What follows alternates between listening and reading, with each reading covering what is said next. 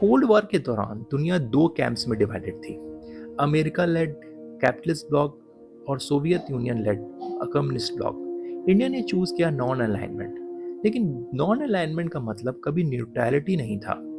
India ने अपने national interest के अकॉर्डिंग पार्टनरशिप्स बनाई। सोवियत यूनियन डेकेड्स तक इंडिया का मेजर डिफेंस पार्टनर रहा। आज भी इंडिया रशिया से डिफेंस इक्विपमेंट और ऑयल खरीदता है, लेकिन दुनिया बदल चुकी है। इंडिया ने फ्रांस, अमेरिका, जापान और कई दूसरे कंट्रीज के साथ भी पार्टनरशिप्स एक्सपेंड की हैं।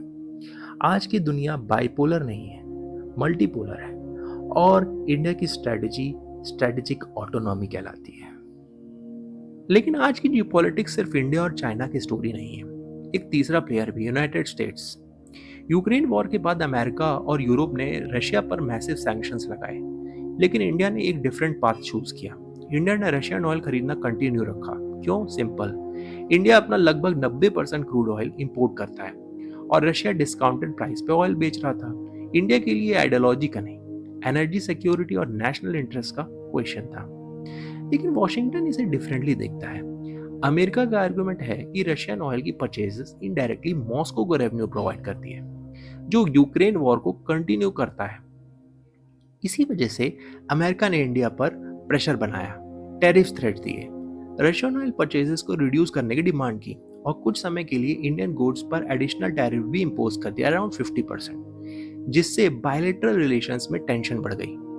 इंडियन गुड्स की डिमांड कम हो गई, इक्वालिटी भी क्लियर नहीं थी। इंडियन की फॉरेन पॉलिसी किसी एक ब्लॉक के साथ अलाइन होने की नहीं है। उसका प्रिंसिपल है स्ट्रेटेजिक ऑटोनॉमी, यानी अमेरिका के साथ पार्टनरशिप, रशिया के साथ डिफेंस टाइज, फ्रांस के साथ टेक्नोलॉजी कोऑपरेशन, मिडिल ईस्ट के साथ एनर्जी रिलेशंस और इंडियो पैसिफिक में मल्टीपल पार्टनरशिप्स। इंडिया का मैसेज सिंपल था, we will work with everyone, but our decisions will ultimately be based on India's national interest. और शायद इसी वजह से 21st सेंचुरी की जियोपॉलिटिक्स में इंडिया को किसी कैंप का मेंबर नहीं, बल्कि एक इंडिपेंडेंट पावर के रूप में देखा जा रहा है।